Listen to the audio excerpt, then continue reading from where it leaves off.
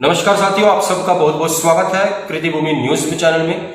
दोस्तों, इस वक्त एक ऐसा चेहरा आप सबके सामने रूबरू कराया जा रहा है जिस चेहरे को किसी भी परिचय का देने की जरूरत नहीं है। वो चेहरा ऑलरेडी समाज सेवा में बहुत ज्यादा प्रसिद्ध अपने आप में एक व्यक्तित्व है और हमारे बीच में मौजूद है पूर्व मंत्री कर्णदेव काम्बोज जी, जिनको आज हरियाणा की राजनीति में हर बच्चा बच्चा जानता है, जो अपने सामाजिक कार्यों की वजह से पहचाने जाते हैं। तो दोस्तों, ऐसे एक व्यक्ति जो सामाजिक क्षेत्र में बहुत ही अच्छे ढंग से काम कर रहे हैं और हर बार देखा जाए तो ये लोगों के बीच में रहते हैं, लोगों के बीच में जाते हैं। तो दोस्तों, आज हमें मौका मिला इनसे द्वारा रूबरू करने का और कुछ ऐसे टॉपिक आज जो प्रभावित क्षेत्र हुए हैं, एक ऐसी प्राकृतिक आपदा हुई है जिसके माध्यम से देखा जाए तो बहुत सारे गाँव में बहुत सारी समस्या आई। तो इन समस्या को लेकर कर्णदेव काम्बोज जी ने कहां कहां पर दौरा किया, क्या क्या समस्या देखने को मिली, ये सब बातें अब हम इनसे करने जा रहे हैं। तो स्वागत करते हैं कृति भूमि न्यूज चैनल के मंच पर कर्णदेव काम्बोज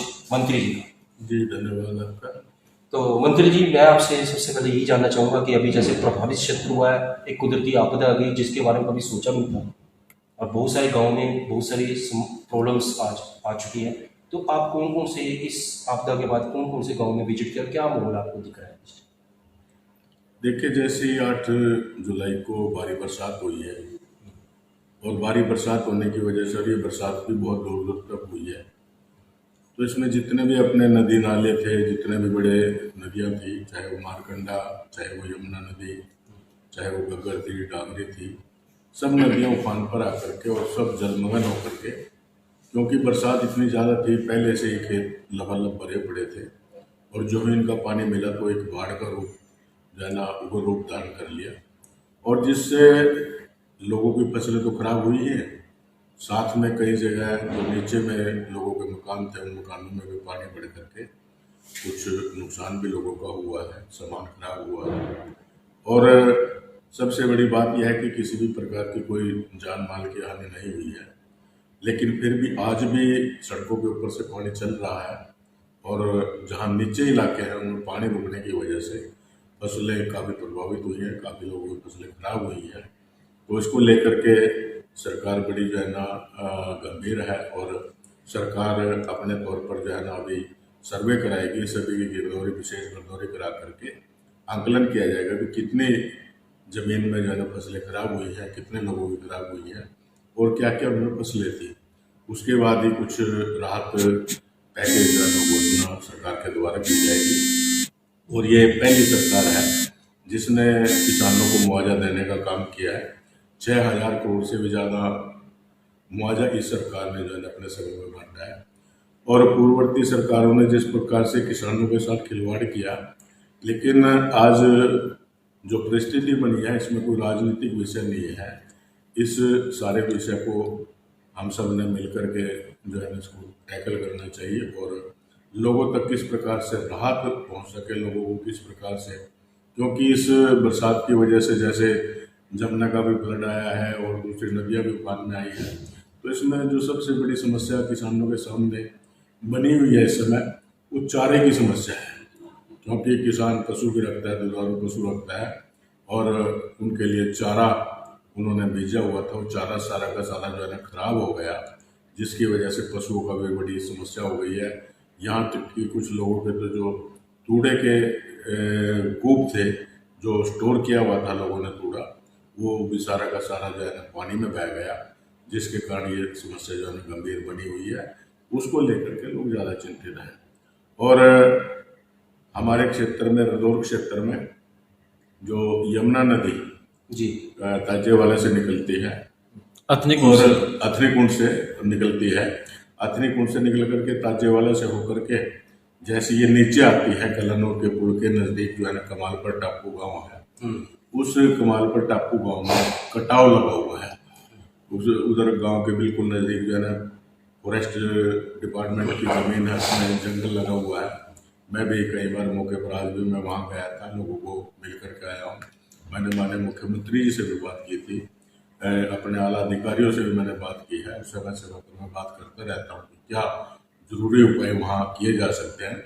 और आज मैं वहाँ देख करके आया, लोग आज जो है ना लोगों को राहत थी कि जैसे ही हमने प्रशासन से बात की है तो प्रशासन की वजह से सरकार की वजह से आज लोगों को जो है ना उससे कुछ राहत मिली है। बचाव कार्य जो है ना जिस प्रकार से वहाँ किया गया तो उसमें कटान में जो है ना काफ़ी कमी आई है। देखिए कुछ चीज़ों में बदलाव किया है सरकार ने। अभी जैसे सारी चीज़ें ऑनलाइन की हैं तो सरकार ने भी ये कहा कि जहाँ भी कोई समस्या है गांव के अंदर, कोई अगर डेवलपमेंट का काम कराना है, और पहले तो क्या होता था सरपंचों के माध्यम से सारे काम जाते थे। अब सरकार ने कहा कि कई बार सरपंच भी पार्शलिटी कर लेते हैं और दूसरा जो विरोधी व्यक्ति होते हैं उसका काम नहीं करते, उसकी समस्या होती है, सामूहिक समस्या होती है लेकिन वो नहीं करते।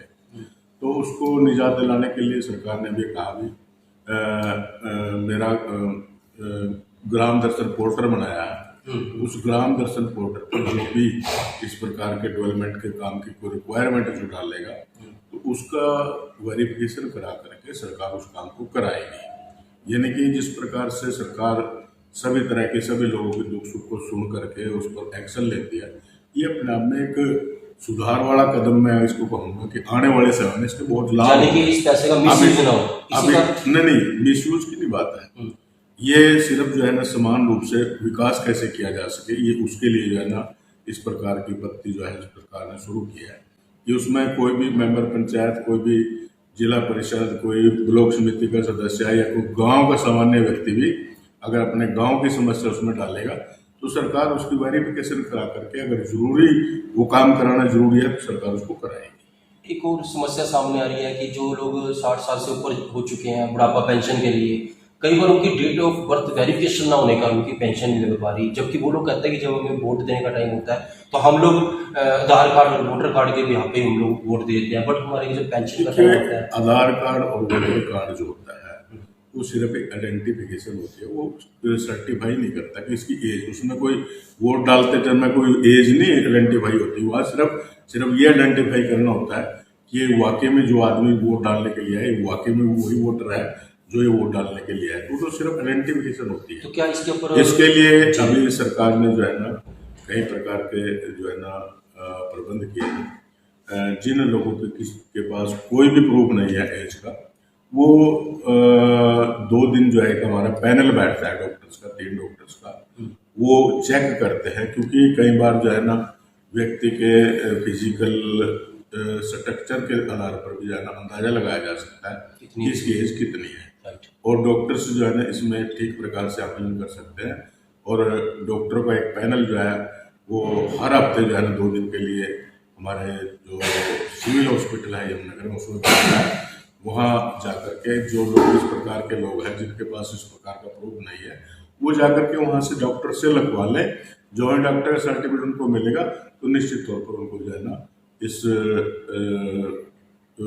जो ये अपने सरकार की पॉलिसी है जो पेंशन योजना है उसका लाभ जो उसको मिल पाएगा। तो अभी जैसे आप गांव में भी विजिट कर रहे हैं, आप जा रहे हैं, हर गांव में जा रहे हैं, तो कुछ समस्याएं आपको दिख रही है? अभी आप कुछ बताना चाहेंगे कुछ समस्या? देखिए इस समय तो लोगों के सामने सिर्फ एक ही समस्या लोग बताते हैं कि क्योंकि ये बरसात जो है भारी बरसात हुई है और बहुत वर्षों के बाद हुई है। बहुत वर्ष पहले, कोई कहता है 40 साल पहले घर का टूटा है, कोई कहता है 20 साल पहले इस प्रकार की बरसात हुई थी। तो लोगों के सामने सिर्फ एक ही समस्या है जो जल भरा हुआ है कि किसी प्रकार से इसको जो है ना निकाला जाए और इसको निकाल करके ताकि हमारी फसलें बच जाएं, और अगर फसल खराब होगी तो हम दूसरी, क्योंकि अभी सीजन चला हुआ है, ताकि हम दूसरी बार जो है ना अपनी रोपाई कर सके। केवल मात्र इस प्रकार के लोगों की समस्याएं जो है ना सामने है। देखिए जहाँ तक नशे की बात है, नशा अपने आप में एक बहुत बड़ा इस प्रकार का जिस व्यक्ति को लग जाता है, जिस बच्चे को लग जाता है, वो स्वयं भी खत्म हो जाता है और अपने परिवार को भी जो है वो बड़े संकट में खड़ा कर देता है। नशा हमारी ज़्यादातर युवा पीढ़ी में इस प्रकार का जो एक प्रचलन हुआ है नशे का, और इसमें इस प्रकार के देशद्रोही लोग, मैं तो ये कहूँगा देशद्रोही लोग हैं जो इस प्रकार के नशे के काम करके और हमारी युवा पीढ़ी को बर्बाद करने का काम कर रहे हैं। और जिसको एक बार लत लग जाती है छूटती नहीं है, बड़ी मुश्किल होती है। उसके लिए सरकार ने कई प्रकार के कदम उठाए हुए हैं, और यहाँ तक कि जिन लोगों ने, जो लोग नशे बेचते हैं, कई लोगों पर तो इस प्रकार की कार्रवाई भी हुई है और उनको जो है ना उनके कानून के तहत उनके ऊपर मुकदमे भी दर्ज कराए गए हैं। और जहाँ इस प्रकार के लोग अगर कहीं बताते हैं कि इस प्रकार का यहाँ नशा बिकता है, तो वहाँ पुलिस की चौकियाँ भी बनाई गई हैं। यानी कि अब आपने देखा होगा, रोज अखबारों में आप पढ़ते होंगे, टेलीविजन पर देखते हो कि हर रोज कोई ना कोई पकड़ा जाता है, उसके चालान होते हैं। तो यानी कि इस बात को लेकर के, और अगर मैं विशेष यमुनानगर की बात करूं, यमुनानगर में तो हमारा पुलिस प्रशासन इतना सख्त है कि उनको एक बार खबर मिलनी चाहिए।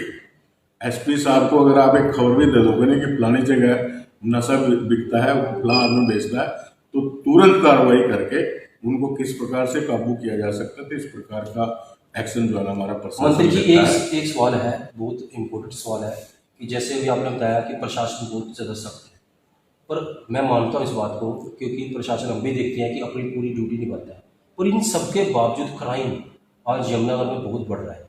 अगर हम बात करें यमुनानगर में क्राइम, आसपास के क्षेत्र में क्राइम बढ़ता जा रहा है, इस पर अब इसको कंट्रोल करने के लिए क्या आप सुझाव देना चाहेंगे? ऐसा क्या करें कि जिससे क्राइम कंट्रोल हो? ये क्राइम ऐसा बढ़ता क्यों जा रहा है कि मर्डर आज हो रहे हैं, हर हफ्ते में यमुनानगर में कोई ना कोई हो जाता है, क्या कहना चाहिए? देखिए, इस प्रकार के लड़ाई झगड़े ये कोई प्री प्लान भी नहीं होते। कई बार लोग आवेश में आकर के भी इस प्रकार के काम कर देते हैं। और जहाँ तक इस प्रकार के कोई काम होते हैं, अगर कहीं मर्डर होता है, कोई झगड़े होते हैं, तो उसके कानून के तहत उन लोगों के खिलाफ कार्रवाई भी होती है। और मैं तो ये कहूँगा कि आज यमुनानगर के अंदर पहले जितने भी यहाँ स्नेचिंग के हादसे हुए हैं, जितने भी चाहे वो मर्डर के, लूटपाट के मामले में, वो सारे के सारे जो है ना एकदम से ट्रेस करके जिन लोगों ने उनमें किसी न किसी प्रकार से भूमिका निभाई थी, या जो लोग उनमें इन्वॉल्व थे, उन सब को जो है ना दबोच करके उनको जेलों में डालने का काम जो है ना प्रशासन ने किया है। मैं दाद दूंगा अपने पुलिस प्रशासन की कि बहुत अच्छा काम जो है ना। यूपी के मुकाबले हरियाणा और पंजाब में क्राइम बढ़ गया है पहले, जबकि यूपी में नहीं था क्राइम, यूपी में क्राइम था, और योगी जी आए तो उनके बाद वहाँ पर क्राइम कम हो चुका और सारा क्राइम इधर शिफ्ट हो गया। कहीं ना कुछ ना कुछ तो ऐसा है।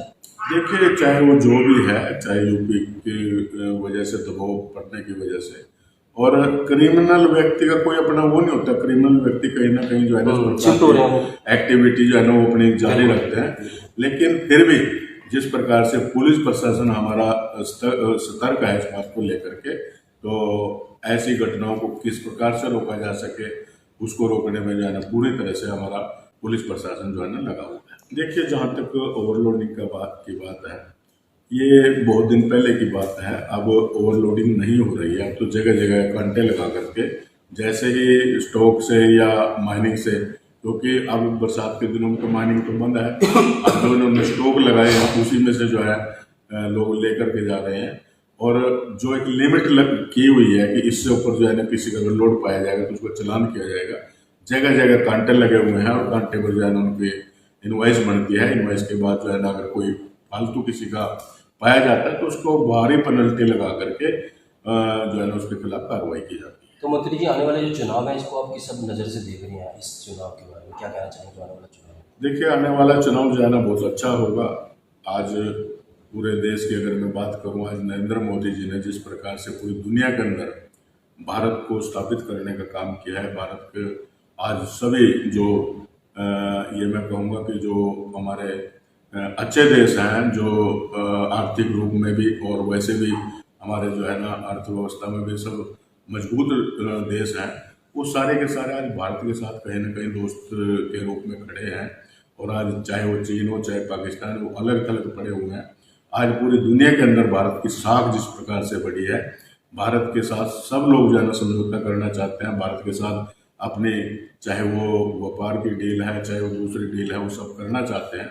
तो इसी से अंदाजा लगाया जा सकता है कि आज भारत के प्रधानमंत्री नरेंद्र मोदी जी कितने मजबूत आज नेता के रूप में उभर करके सामने हैं।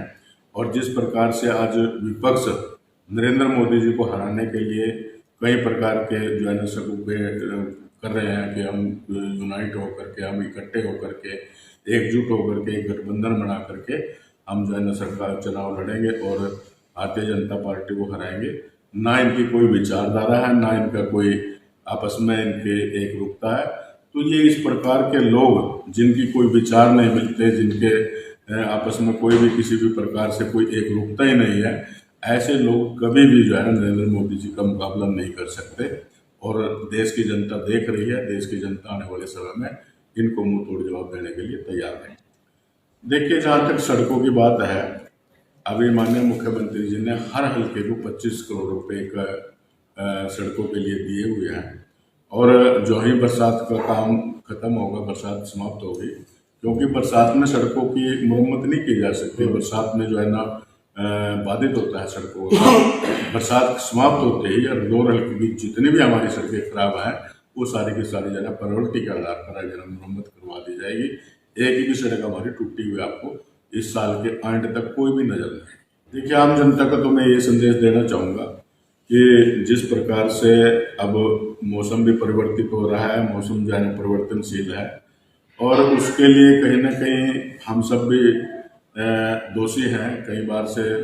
जैसे अब पेड़ों की संख्या कम हो रही है, बरसात का समय है, मैं सभी हल्का वासियों से निवेदन भी करूंगा कि घर में अगर किसी भी प्रकार का कोई उत्सव है, किसी बच्चे का जन्मदिन है या किसी की वैवाहिक वर्षगांठ है या कोई और अन्य इस प्रकार का घर में कोई शुभ का कार्य है, तो उस दिन जो है ना एक पेड़ जरूर लगाएं। और पेड़ जब हम लगाएंगे, हरियाली बढ़ेगी, तो निश्चित रूप में जिस प्रकार से जो मौसम परिवर्तनशील हो रहा है, इस मौसम को ठीक करने में हमारे पेड़ और जो बीमारियां बढ़ रही हैं, हमारा वायुमंडल जो है दूषित हो रहा है, उसको ठीक करने में पेड़ पूरा रोल अदा करते हैं। ऑक्सीजन हमें भरपूर मात्रा में मिलती है। तो इसलिए जो है मैं तो निवेदन यही करूँगा कि बरसात का समय चला हुआ है, तो बरसात के समय में ज़्यादा से ज़्यादा पेड़ हमने लगाने चाहिए। और उसके साथ साथ जैसे कि पानी कई बार व्यर्थ में बह रहा है, इसको स्टोर करने का भी कोई ना कोई इस प्रकार का सिस्टम बोरवेल बना करके, और वाटर हार्वेस्ट हम कैसे कर सकें, इस पानी को जमीन में हम कैसे पहुंचा सके, ताकि हमारा जो वाटर लेवल है जमीन का वो ऊपर आ सके, धरातल पर उसको जाना रिजल्ट हमें उसके मिले। तो इस प्रकार का प्रयास हम सबको करना चाहिए।